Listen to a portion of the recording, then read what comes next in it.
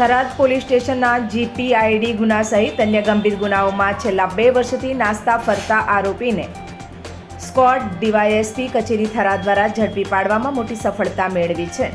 સરહદી રેન્જ કચ્છ ભુજના પોલીસ મહાનિરીક્ષક ચિરાગ કોરડિયા તથા વાવ થરાદ જિલ્લાના પોલીસ અધિક્ષક ચિંતન તેરૈયાના સ્પષ્ટ આદેશ અને સૂચના મુજબ નાસ્તા ફરતા આરોપીઓ સામે કડક કાર્યવાહી કરવા અન્વયે થરાદ વિભાગના નાયબ પોલીસ અધિક્ષક એસ.એમ. બારોતરિયાના માર્ગદર્શન હેઠળ આ કામગીરી હાથ ધરવામાં આવી હતી.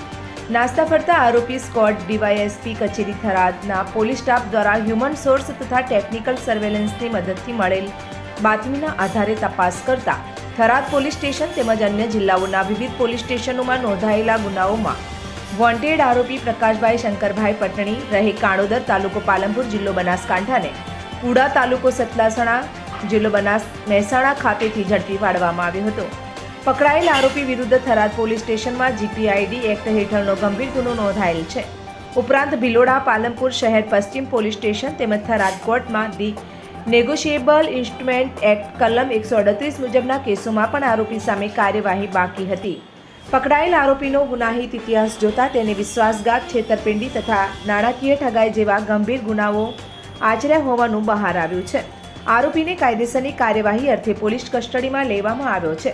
આ સમગ્ર કામગીરીમાં નાયબ પોલીસ અધિક્ષક એસ.એમ. બારોતરિયા ઉપરાંત નાસ્તા ફરતા આરોપી સ્કોડના head constable દેવસીભાઈ Laxmanbhai, police constable મહેશભાઈ ઈશ્વરભાઈ, નરેન્દ્રસિંહ કરશનજી, પરબતભાઈ અજમલભાઈ તથા દશરથભાઈ હીરાભાઈએ મહત્વપૂર્ણ ભૂમિકા ભજવી હતી. થરાદ પોલીસની આ કાર્યવાહીથી નાણાકીય ગુનાઓમાં સંડોવાયેલા આરોપીઓમાં ફફડાટ ફેલાયો છે અને કાયદાના ભયને વધુ મજબૂતી મળી છે.